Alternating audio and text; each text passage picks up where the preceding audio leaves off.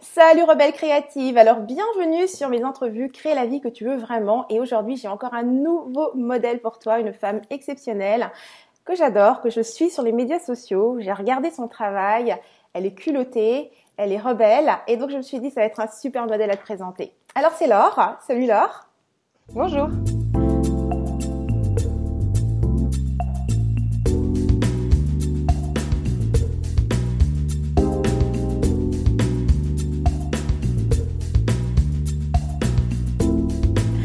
Alors Laure est la fondatrice des Aventurières. C'est ça. Exactement. Donc je vais d'abord te dire Laure que je suis super contente de t'avoir sur ma chaîne aujourd'hui. Je suis super excitée à l'idée de te présenter parce que je sens qu'avec toi, je vais pouvoir aborder des sujets que j'ai envie de parler. Puis tu as vraiment cette approche. Déjà, je vais juste lire un petit peu comment est-ce que ton site web est présenté dans la recherche Google. C'est Les Aventurières, tribu d'entrepreneurs idéalistes et culottés. Bon, en tout cas, le plaisir est partagé parce que quand j'ai vu ton mail, j'ai un peu fait des bonds de joie dans ma maison parce que j'étais là, waouh, c'est Henriette, c'est trop classe, je veux faire une entrevue avec Henriette. Je suis contente quand tu as ressenti ça parce que moi aussi c'est ça. Je veux dire, quand je choisis une personne pour faire une entrevue, c'est cet enthousiasme que je veux sentir, tu vois. Quand j'arrive dans ton univers, je suis oh my god, on va parler de ça, on va parler de ça, on va parler de ça, on va parler de ça, c'est trop cool. Donc vas-y, parle-moi un peu de ce côté d'abord idéaliste. Qu'est-ce que tu veux dire par idéaliste? Comment est-ce que toi, quelle est cette vision idéaliste finalement que tu as du monde, toi? Alors, la vision idéaliste, elle est un peu en deux parties. C'est que moi, par exemple, je suis vraiment persuadée, intimement, je ne sais pas exactement d'où ça vient, mais que chaque personne que je rencontre a un talent, a un truc hyper particulier, en fait, a quelque chose à développer. Et mon rôle, en tout cas, je fais partie des gens dont j'estime que leur rôle, c'est d'aider les gens à avoir confiance en eux pour sortir ce truc-là. Et après, le côté idéaliste, c'est que justement, les entrepreneurs avec lesquels je travaille, elles viennent pas seulement avec un projet où elles se disent, je sais pas, j'ai envie de monter ce truc, de gagner 300 000 euros en 2 jours et puis ensuite de revendre ça à je sais pas qui et de partir. Elles se disent, j'ai envie d'incarner cette mission dans toutes les dimensions de ma vie et ma boîte fait partie de ces dimensions-là, mais je veux aussi, par exemple, une super vie de famille ou une super vie avec mes potes. C'est des gens qui veulent tout, mais dans le bon sens du terme, en fait, qui veulent quelque chose de cohérent d'un bout à l'autre.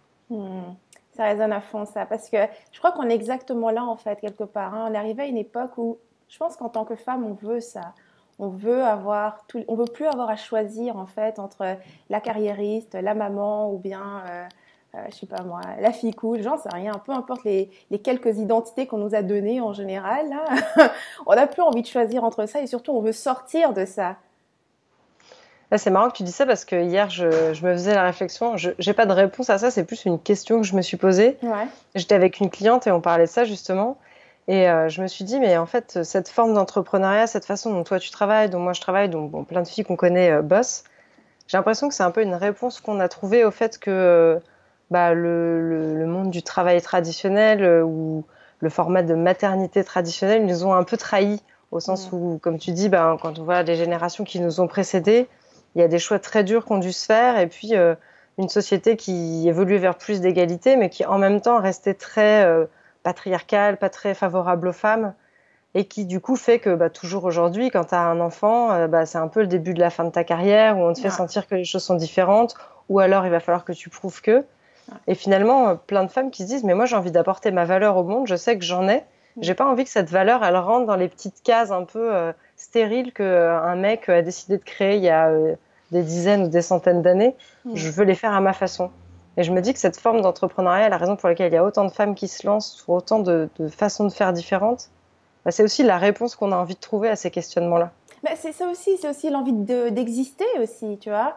Si tu regardes, il n'y a pas longtemps, t'existais que si tu étais mariée, tu étais la femme de quelqu'un. Dire, ta vie commençait le jour où tu étais mariée et que enfin tu vas faire des enfants. En tant que tu étais célibataire, c'était l'horreur. Il n'y a rien que tu pouvais faire par toi-même réellement. Donc, je crois que c'est ça aussi, c'est l'envie d'exister. Et souvent, je crois que le message qu'on voit, en plus de l'entrepreneuriat en ce moment pour les femmes, c'est aussi le désir d'être vraiment soi, l'authenticité. Je crois que c'est aussi quelque chose que tu incarnes quand tu dis idéaliste et culotté. À ton avis, de quelle façon est-ce que toi, t'es culotté? Quel est ton culot? En fait, le côté culotté, pour Ouais. être honnête, c'est venu du fait que je sais pas pourquoi, mais je dis tout le temps, je dis beaucoup le mot slip, tu vois, quand quelqu'un est de mauvaise humeur, je dis qu'il a mis son slip à l'envers. J'avais fait un carnet de coloriage de culottes pour faire une blague sur la référence qui porte la culotte, tu vois. Ouais. Et du coup, ce truc de culotte est resté un peu comme, ouais, c'était un peu un pied de nez à cette expression de qui porte la culotte. Et je me disais, mais dans ta vie en général, à qui est-ce que tu as laissé le pouvoir? Et le fait d'être culotté pour moi, c'était de reprendre la culotte pour toi Mm. et de dire, bah non, c'est moi en fait. J'adore ce que tu dis là, exactement. Le fait de reprendre le pouvoir, reprendre la culotte, c'est génial. D'ailleurs, je crois que c'est ça, hein, quand tu te décris, c'est libératrice de génie.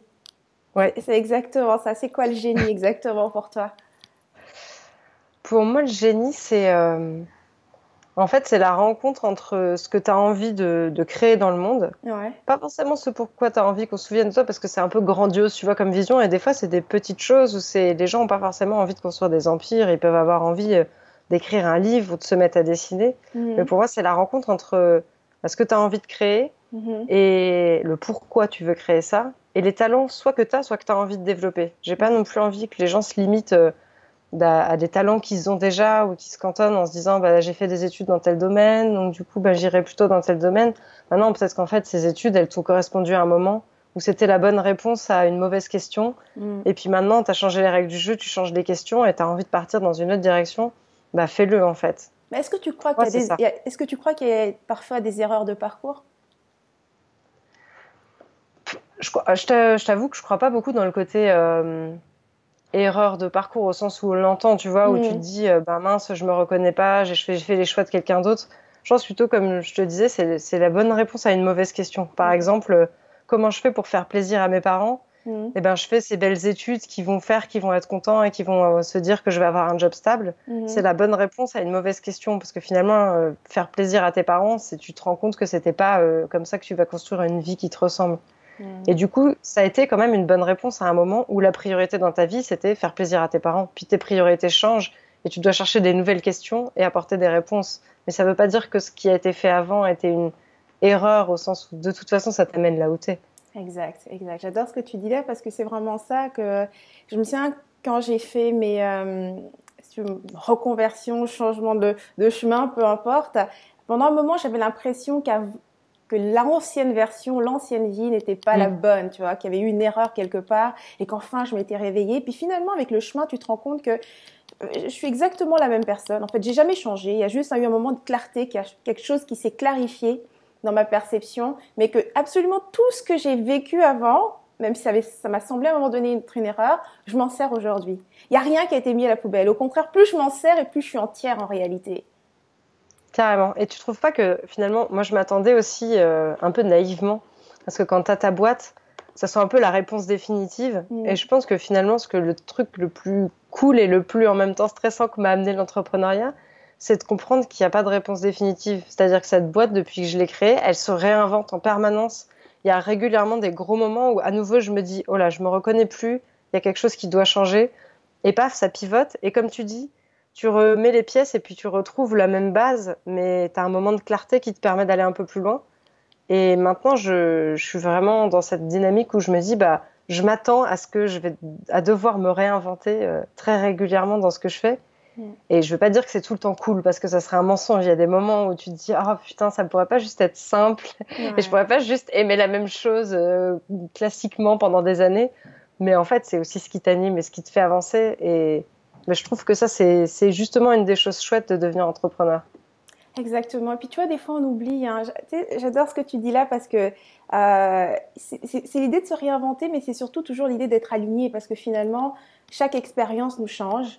Tu avais un objectif, tu l'atteins. À la seconde où tu as vécu cette chose, tu as changé. Tu n'es pas au courant que tu as changé, mais tu as changé, tu vois. Et puis, donc forcément, tout ce que tu vivais à ce moment-là change aussi. C'est-à-dire que les choses perdent son sens, en fait. La raison pour laquelle tu allais vers ce truc d'un seul coup, elle est plus là puisque tu y es, tu vois.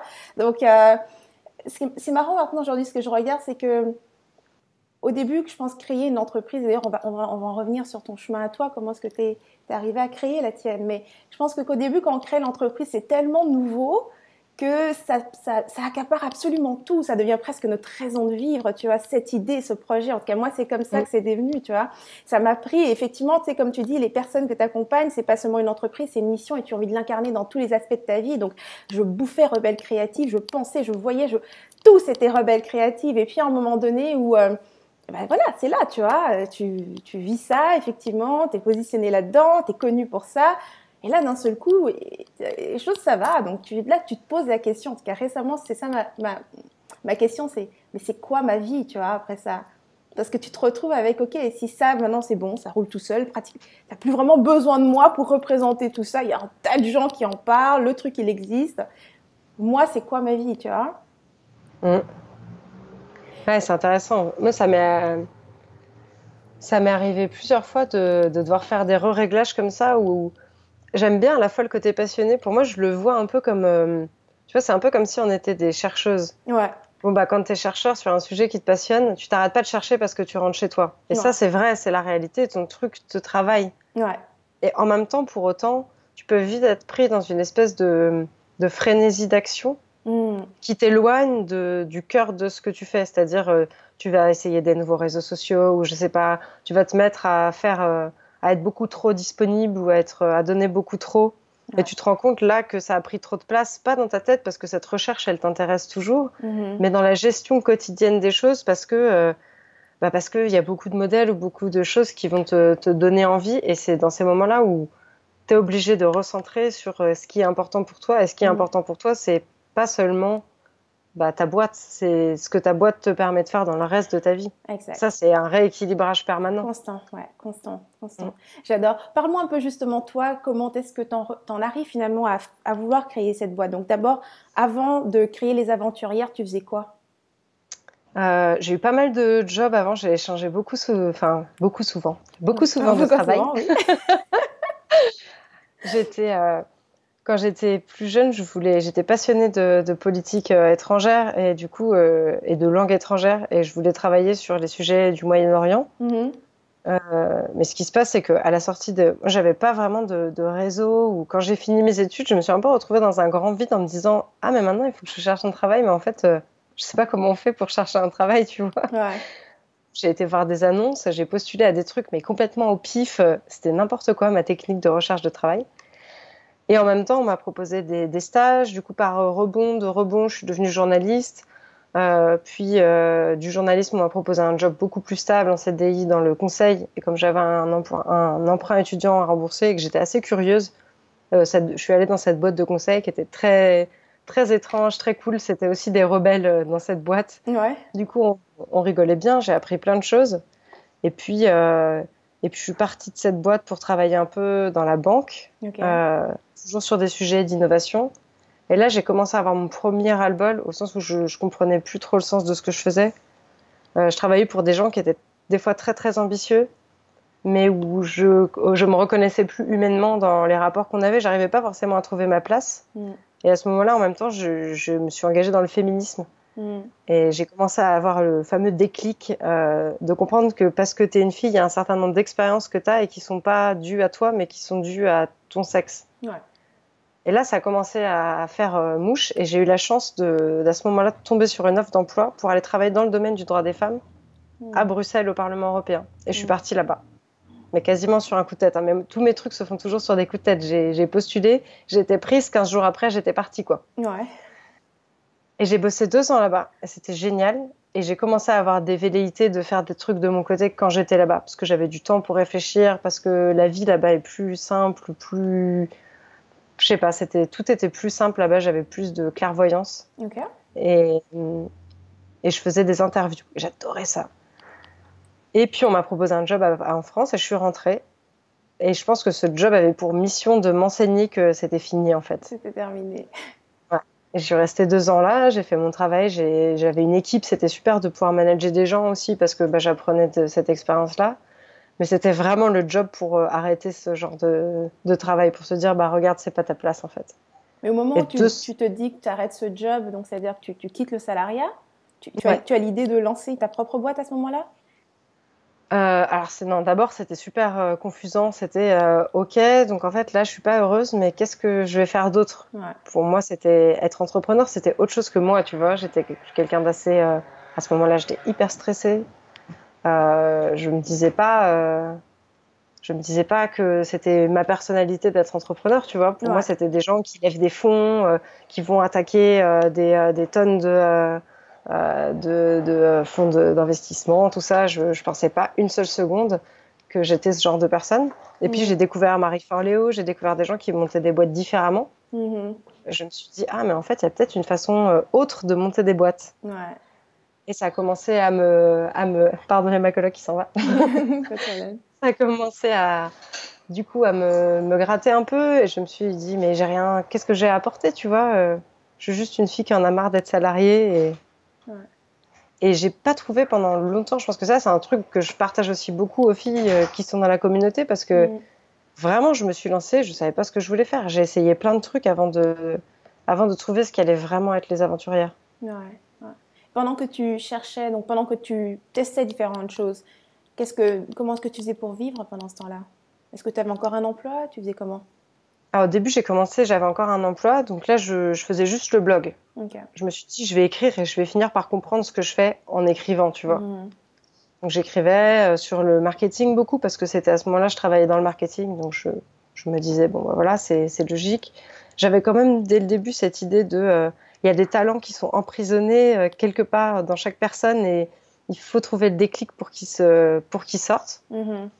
Euh, et puis après, quand je suis partie d'un boîte, j'ai négocié un départ en France pour avoir le chômage pendant 2 ans, Mhm. en me disant que comme ça, j'aurais la visibilité et le temps d'explorer ça. Ouais.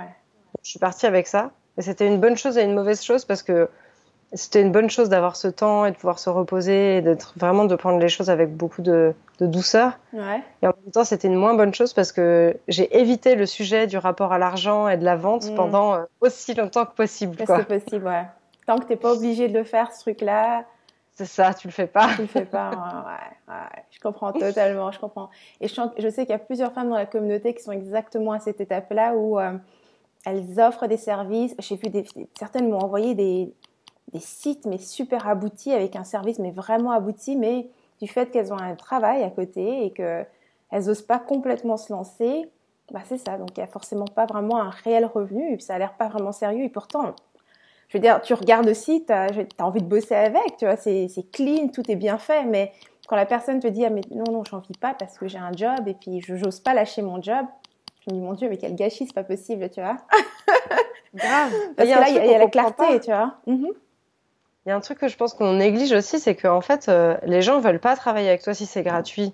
Quand c'est Mhm. des gens sérieux, moi par exemple, si je veux, je sais pas, refaire la direction artistique de mon site, Ouais. je vais pas chercher quelqu'un de gratuit parce que je connais la valeur de ce que je veux et je suis prête à payer pour moi-même être dans cette dynamique de travail. Et donc si quelqu'un même de génial me dit je te le fais gratuitement, je vais pas travailler avec cette personne parce que je veux cette relation de travail en fait. Et donc Mhm. c'est vrai qu'il y a des filles qui sont géniales, qui ont soit des services à des prix beaucoup trop bas, Mhm. soit carrément gratuits.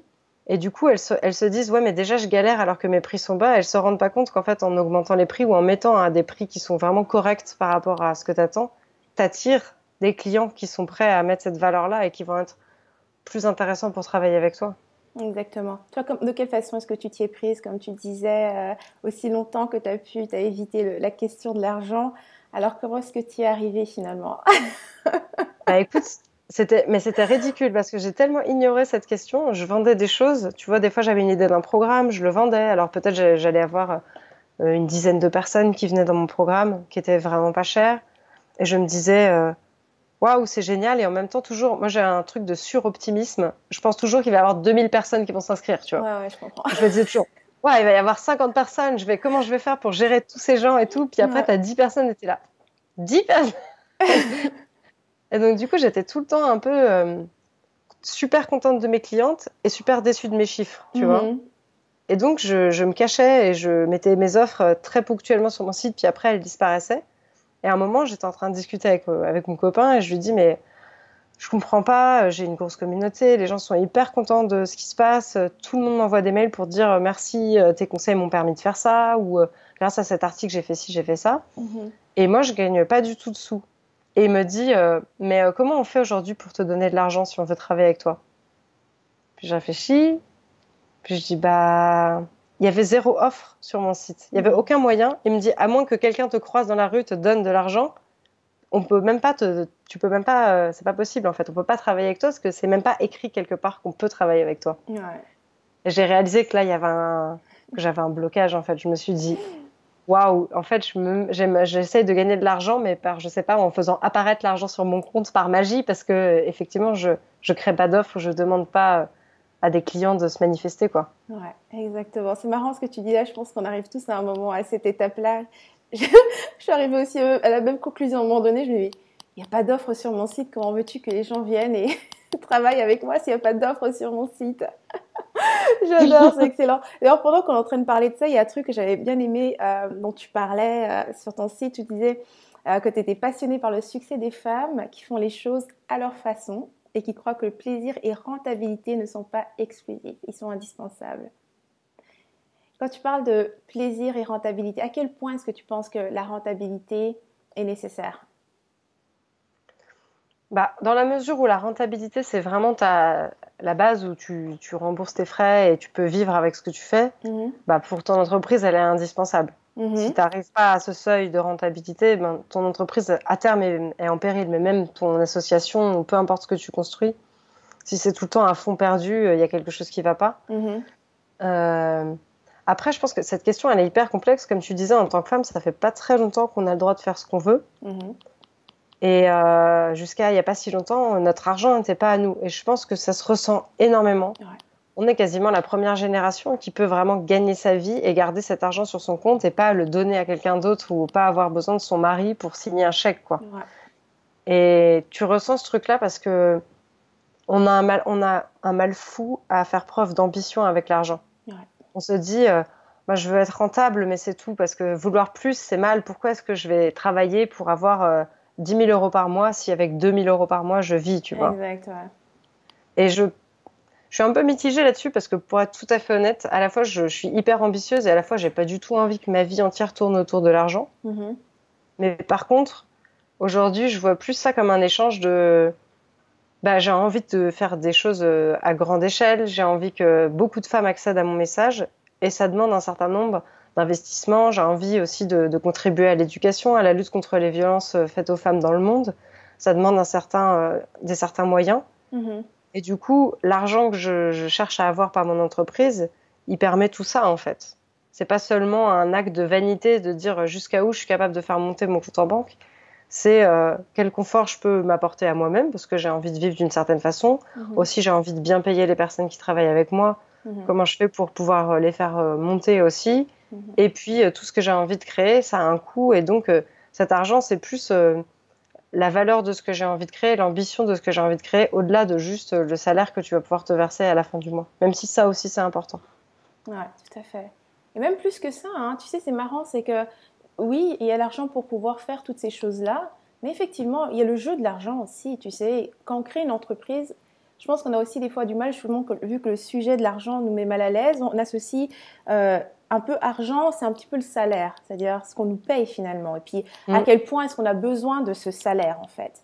Mais au-delà de ça, au niveau de l'argent, et en tant qu'entrepreneur, je pense qu'on a besoin de regarder le fait qu'il existe un jeu à lui tout seul, qui est le jeu de l'argent. C'est-à-dire que tu prends l'argent, tu l'investis, et il travaille par lui-même, et il génère encore plus d'argent. Et c'est souvent cet aspect-là auquel on ne s'occupe pas. Donc, on est constamment en train de ramer pour faire rentrer de l'argent.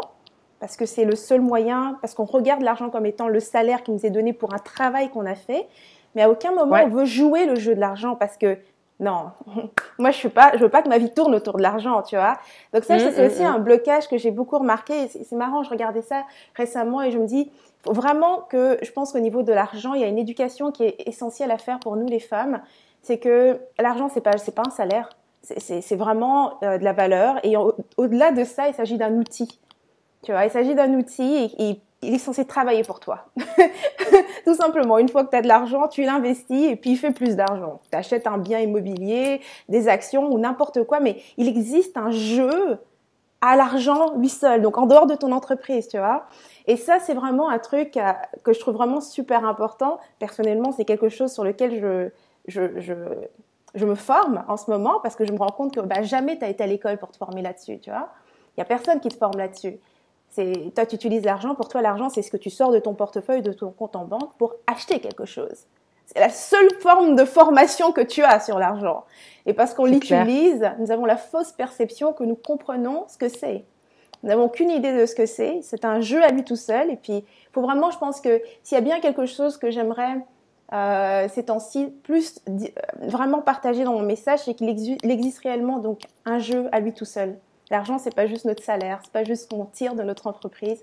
Ça, c'est la première étape, créer de la valeur pour avoir de l'argent. Mais ensuite, il y a des étapes après, tu vois, et on est souvent bloqué là, et ce qui fait qu'on tourne en rond, tu vois.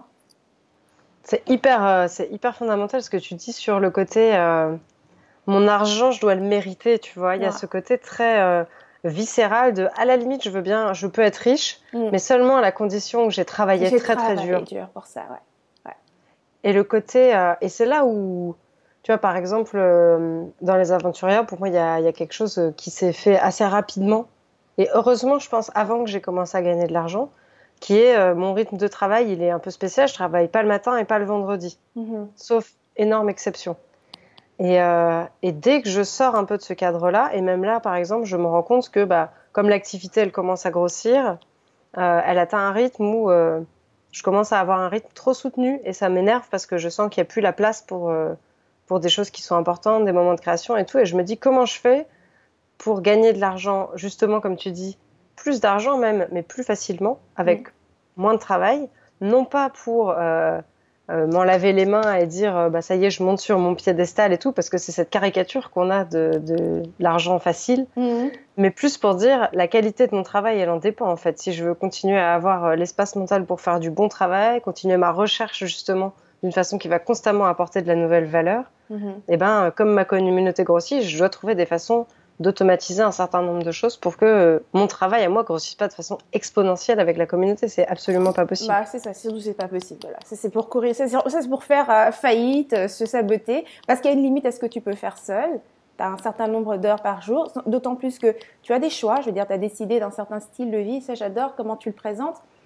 Quand tu dis que tu travailles pas les matins et pas les vendredis, c'est un choix que tu as fait. Et c'est ça, nous créons des entreprises pour soutenir notre style de vie, tu vois. Et ça, j'adore que tu t'apportes ça parce que souvent, on a tendance à s'obliger à vivre d'une certaine façon parce qu'on pense que, tiens, c'est le début, je dois faire ça. Ou bien, je suis entrepreneur, il faut que je fasse ça, tu vois. Puis moi, je partage beaucoup ton approche. Je travaille très peu, c'est-à-dire je travaille les matins, mais je ne fais pas en général des choses. J'ai pas de rendez-vous ou des urgences ou des clients à voir le matin. Ce que je fais le matin, c'est personnel en fait, tout simplement. Et de manière générale, j'aime bien le modèle passif. C'est vraiment, et ça a été. Ça a été un combat perpétuel pour moi d'accepter que j'aime le modèle passif. Mais vraiment, j'aime le modèle passif, j'aime l'entrepreneuriat, mais pour l'entrepreneuriat, c'est vraiment pas une fin en soi pour moi, avoir une entreprise. C'est un moyen. Et donc, c'est vraiment de pouvoir traiter avec respect, amour, mais aussi un certain détachement, cet outil qui est donc le business, tu vois. Est-ce qu'en tant que femme, on est capable de traiter avec ce même détachement notre business? Ne pas associer notre identité à notre business. Ouais, pour moi, c'est l'histoire de la mission, tu vois, dont on parlait au début. Ta mission de vie, elle s'arrête pas du tout à ton entreprise. C'est-à-dire que quand je travaille avec mes clients sur leur signature émotionnelle, sur leur mission et tout ça, on cherche toujours une mission beaucoup plus large, beaucoup plus haute, qu'elle pourrait accomplir maintenant, en fait, avec plein de moyens. Ouais. L'entreprise étant un de ces moyens, mais finalement, si ta mission, c'est de réconcilier les femmes avec leur corps, tu as énormément de façons de le faire. Tu n'as pas que l'entreprise que tu as créée maintenant. Si cette entreprise, elle rate, tu as une autre façon de le faire. Si tu adores être entrepreneur, comme tu dis, tu peux continuer dans cette logique entrepreneuriale et remonter une autre entreprise. Ouais. Mais si finalement, tu t'es rendu compte que ton truc, c'était plus de travailler dans un cadre un peu plus bordé, avec des horaires, un patron et tout ça, tu peux aussi rechercher dans cette dynamique-là. Ouais. Et pour moi, c'est le pourquoi est plus important que le comment, quoi. Ouais, exactement. Le pourquoi, c'est ce qui motive ta vie finalement. Quand tu restes passionné, focus en fait sur ton pourquoi, tu découvres, ça te donne beaucoup plus d'espace. Je crois que c'est ce que j'aimais justement dans ton site. Tu disais que c'était quoi? Déboîter, quelque chose comme ça. Attends, il faut que je revienne dessus. Des boîtes qui déboîtent. Oui, des boîtes qui déboîtent. Hein. C'est ça, c'est vraiment ça, des boîtes qui déboîtent. Donc vraiment de créer sa boîte, mais être en mesure en même temps de sortir constamment de sa boîte. Et c'est ce que tu essaies de dire là-dedans?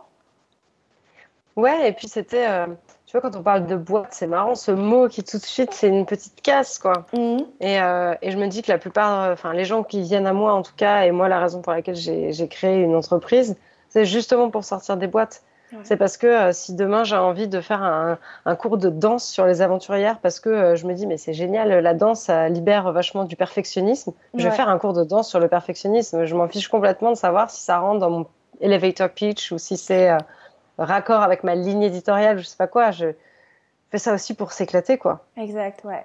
Plus tu as de liberté dedans et plus c'est facile en fait. Hein. Plus tu te permets d'exprimer peu importe ce qui vient à ce moment-là et plus c'est facile. Et surtout, je pense que ça rend ton business plus fun. Tu as envie d'y aller parce qu'il y a des moments justement quand on a besoin de se réaligner et qu'on se reconnaît plus ce qu'on fait.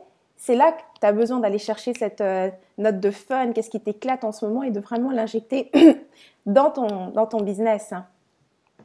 Ouais, moi je pense que tu as encore des leçons à m'apprendre parce que sur cette histoire de passif, j'ai senti quand on en parlait que c'est un cheminement permanent, tu vois, mais ouais, c'est un truc pour lequel j'ai encore cette notion que non, pour gagner de l'argent, il faut quand même travailler un certain quota, même si je pense que j'ai déjà fait un pas en arrière par rapport à ça. Mm-hmm. Mais il y a vraiment cette culpabilité pour le coup. Je pense que même notre entourage peut nous refléter comment tu peux, tu sais, limite, t'as honte de dire combien ton entreprise fait, sachant que tu travailles pas beaucoup moins d'heures que peut-être avec leur salaire, quoi, et que tu as la liberté en plus de créer l'argent que tu veux, parce que finalement, tu peux lancer une deuxième chose, c'est toi qui places le curseur en fait là-dessus sur. Ah ouais, non, c'est toi qui places exactement. Et c'est sur de passif, je peux te dire que ouais, ça m'a pris un petit, non même pas. Il s'agit même pas de travailler, c'est de se rendre compte en fait de ce qu'on fait. C'est de voir quel est réellement le style de vie que tu veux. Moi, je me souviens qu'à un moment donné, j'étais dans cette contradiction où je voulais un certain style de vie, et c'est marrant parce que forcément, je l'ai visé directement. Moi, j'ai toujours voulu vendre des produits en mode passif. Ça a toujours été mon objectif quand j'ai créé mon entreprise. J'ai jamais vraiment fait dans le service. J'ai jamais voulu vraiment échanger mon temps en fait contre quoi que ce soit. Tu vois, ça a toujours été clair. Mais en même temps, je visais des choses qui rendaient cela vraiment très difficile. C'est-à-dire quand j'avais ce que j'avais, j'avais ce que je voulais, c'était tellement facile que je me dis ok, non, là c'est ce que je donne plus assez de valeur. C'est parce que, et ce qui est terrible, c'est quand tu fais ça, à un moment donné, c'est toi qui viens saboter ton travail parce que les gens ressentent ton énergie. Ils ressentent quand tu n'es pas sûr de toi, tu vois. Quand tu les contactes parce que tu as plus besoin d'être validé que de toi donner quelque chose, tu vois. Donc c'était un petit peu là-dedans que moi ça me faisait tomber jusqu'au moment où je me suis dit mais Henriette, arrête tes conneries, parce que dès l'instant où j'avais finalement, tu vois, je venais saboter le truc je sais pas moi, en apportant quelque chose dans lequel je serais impliquée, que ce soit un webinaire, n'importe quoi, quelque chose qui ferait que je serais plus impliquée dans le produit. Et là, d'un seul coup, forcément, tu sais, les gens, ils ont leur vie. Je veux dire, tu sais, les gens achètent un produit pour une raison. Parce qu'il y a une facilité d'accès, ils peuvent le faire quand ils veulent. Il y a aussi une raison à ça. Donc, ça arrange tout le monde, tu vois. Et c'est vraiment de comprendre toujours que quand tu vends quelque chose, parce qu'il y a réellement un besoin. Les gens achètent pas parce que ils veulent juste te faire plaisir. Ils achètent parce que le format, tout ce que tu as proposé leur convient. Et ils veulent le vivre de cette façon-là, tu vois. Donc, vraiment d'accepter que ton rôle est d'amener ce qu'il y a de meilleur, d'amener l'opportunité, mais que ça s'arrête là. C'est à l'autre de faire le travail. Et c'est clair. Voilà. Puis toi, tu as donné le meilleur, donc c'est-à-dire qu'avec ce que tu as amené comme produit ou produit, peu importe, ils sont en mesure d'arriver au résultat que tu leur as proposé, que tu as promis, tu vois. Par contre, c'est à eux de faire le travail. Tu peux pas le faire à leur place. Et j'ai des clients qui achètent des produits et qui ne vont jamais se loguer sur ma plateforme. Je peux regarder leur profil et voir que à aucun moment ils n'ont entré ne serait-ce que leur nom d'utilisateur. Ils ont payé et puis c'est tout. Qu'est-ce que je peux faire contre ça? Alors c'est marrant, j'ai regardé beaucoup de gens, beaucoup d'experts qui vendaient également aussi des produits. C'est un peu comme les paires de chaussures chez nous, les femmes, tu vois. Tu achètes des chaussures, il y en a plusieurs que tu n'en as jamais mis, puis elles sont là. Et ben, c'est la même chose pour les produits. 97% des gens ne vont pas prendre action sur ce que tu as fait. 97%. Est-ce que tu peux vivre avec ça, tu vois? C'est la question. Et peu importe que ça soit du service ou du produit, en plus.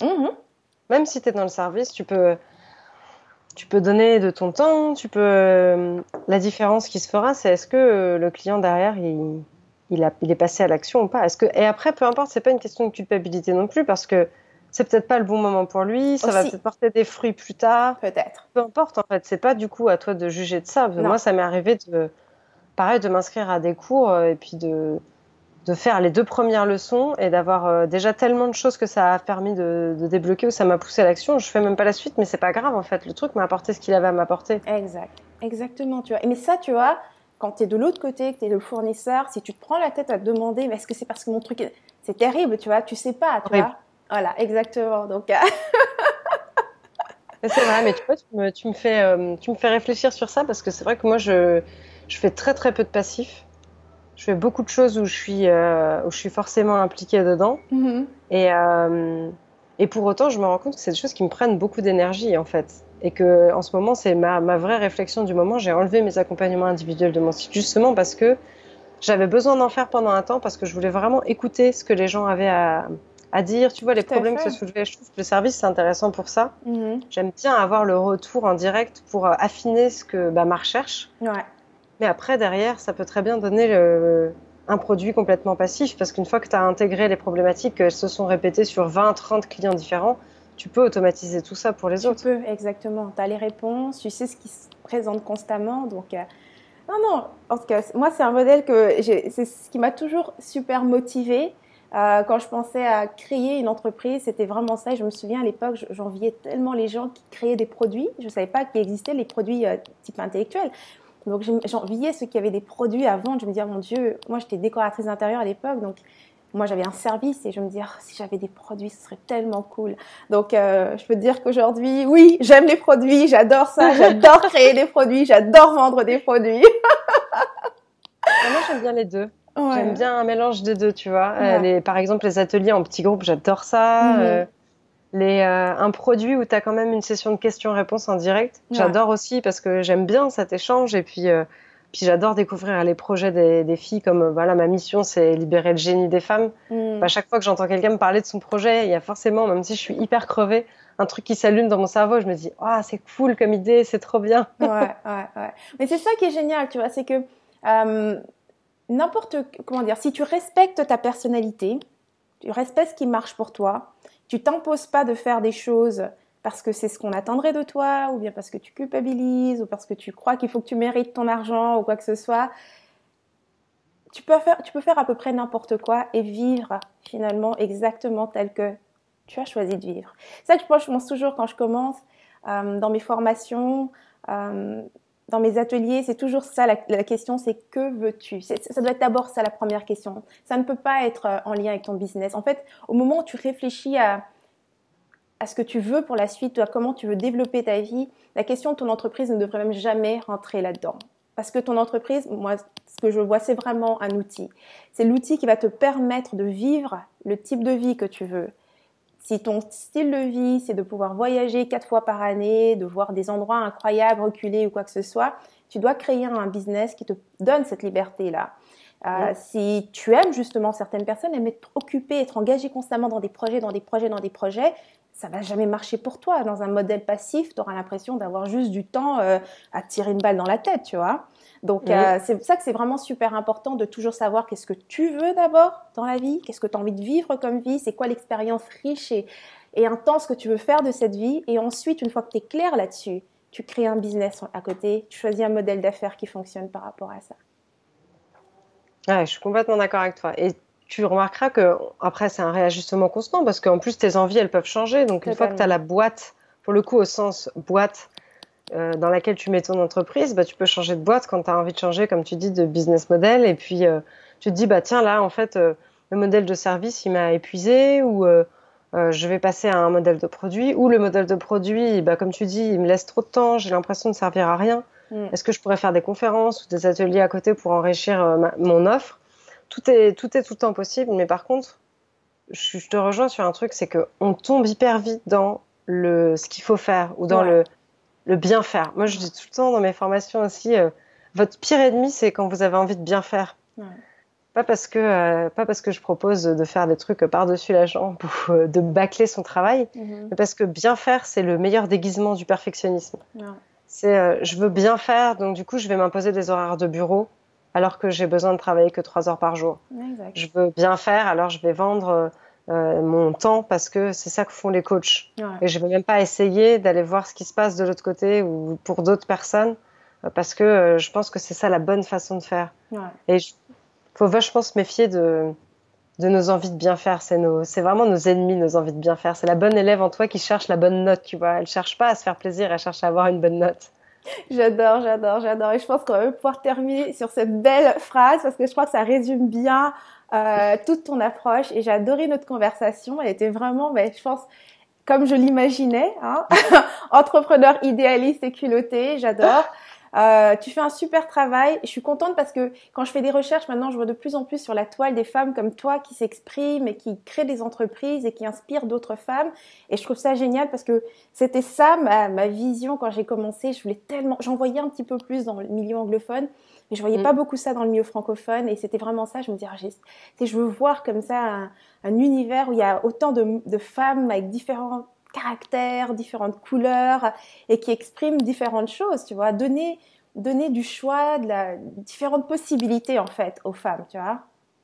Écoute, t'as porté ce flambeau et on a suivi. En tout cas, ça me fait super plaisir. Pour toutes celles qui connaissaient pas Laure, Les Aventurières, il y a le site internet bien évidemment, hein, donc lesaventurières.com, bien sûr ce sera écrit. Et il y a également la page Facebook, Les Aventurières, hein, sur laquelle Laure partage encore une fois de superbes inspirations.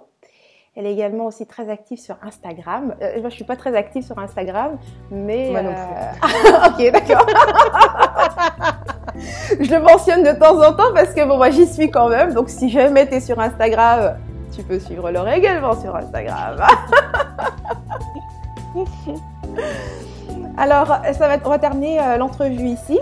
Laure, je te remercie, mais vraiment d'avoir répondu un grand oui à mon invitation pour cette entrevue, d'avoir vraiment joué le jeu. C'était vraiment sympa. Merci à toi de m'avoir invitée. C'était un grand plaisir de passer ce moment avec toi. Super. Alors, Rebelle Créative, j'ai un chat dans la gorge. Je te remercie d'avoir regardé cette entrevue, d'avoir pris un moment de ta journée pour partager cet instant avec moi et Laure. C'était vraiment un plaisir encore une fois de partager nos trucs, de t'inspirer. Rappelle-toi, crée la vie que tu veux vraiment, celle que toi tu veux vraiment. Si tu veux d'autres inspirations comme celle-ci, tu me rejoins sur rebellecreative.com. Tu t'inscris, je t'enverrai mes prochaines inspirations par mail. Donc voilà, c'était Laure, Henriette. Je te dis à la prochaine et d'ici là, agis comme rebelle créative, tu vis à fond, sans culpabiliser, sans complexe et sans stress. À très bientôt. Au revoir.